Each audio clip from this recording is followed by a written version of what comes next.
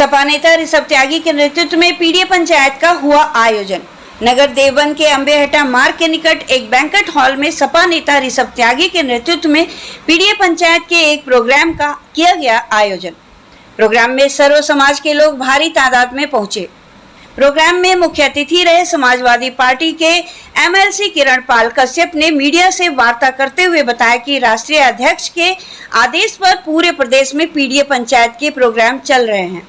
उन्होंने बताया कि हम लोग घर घर जाकर दलित, पिछड़ा, अल्पसंख्यक और आदिवासी सभी के यहाँ जाकर हम लोगों की हाजिरी लगेगी।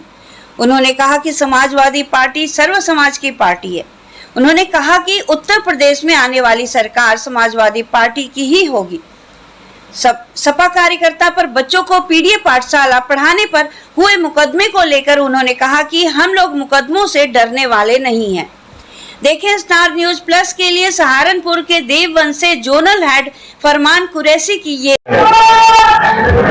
जो कार्यक्रम था ये राष्ट्रीय जी की तरफ से और विधानसभा क्षेत्र में 1 या 2 या 3 जो है पीडीए के प्रोग्राम होने हैं। विश्वास दलित और वो समाज जो अल्पसंख्यक है और जो वंचित है, अगर हो भी वंचित है, उस समाज के लिए सबके लिए पीडीए की पाठशाला थी, वो पीडीए का प्रोग्राम था और उसी के तहत जो है यहाँ सर्व समाज के लोग इकट्ठा हुए, जिसमें दलित समाज भी था और कश्यप समाज भी था, सैनिक समाज भी था, ब्राह्मण और त्यागी समाज भी बहुत के अंदर था। आप लोगों ने देखा एक बात कही कि देवबंद में कोई भी प्रत्याशी हो अखिलेश यादव को वोट देंगे, ये बड़ी बात आपने की, तो क्या समझा जाएगा? इशू ये है ही नहीं कि माविया अली विधायक बने या माविया अली का बेटा विधायक बने।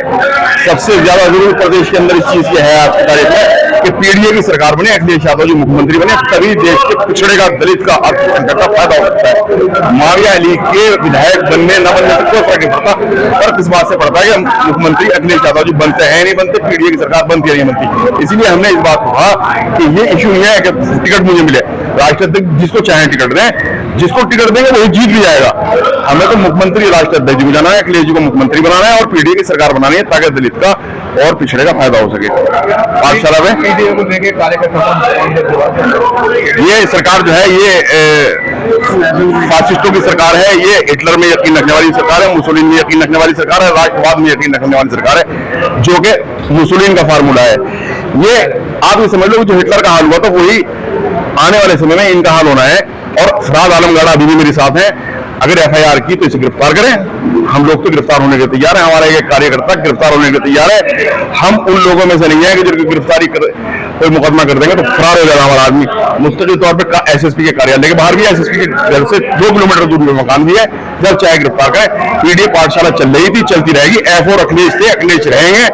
आसान जुबान के अंदर, जिस जुबान के अंदर बच्चों को समझाया जा सकता है, आज प्रदेश का एक बच्चा अखिलेश यादव को जानता है, इसलिए F4 अखिलेश समझ में आ रहा। बाबा साहब भीमराव अम्बेडकर को बच्चा जानता है, इसलिए B4 बाबा साहब भीमराव अम्बेडकर आ रहा।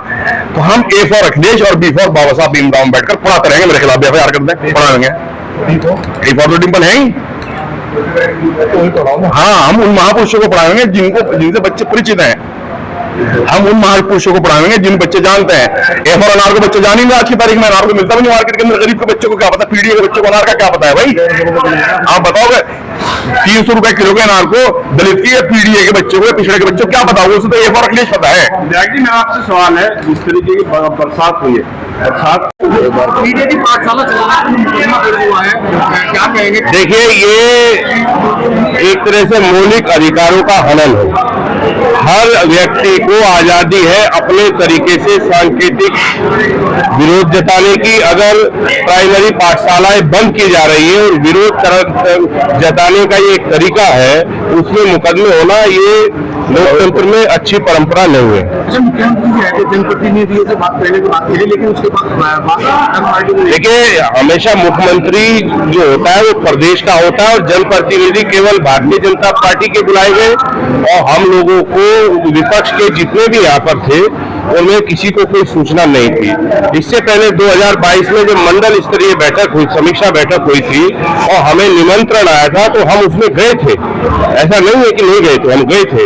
क्योंकि हम जनता के प्रति जवाबदेह है और जनता के जो मुद्दे हैं वो मुख्यमंत्री के सामने रखना हर जनप्रतिनिधि को वो रखना चाहिए। तो हमारे पास इस तरह की कोई सूचना ही नहीं थी, और जब सूचना नहीं थी निमंत्रण तो कैसे जाते?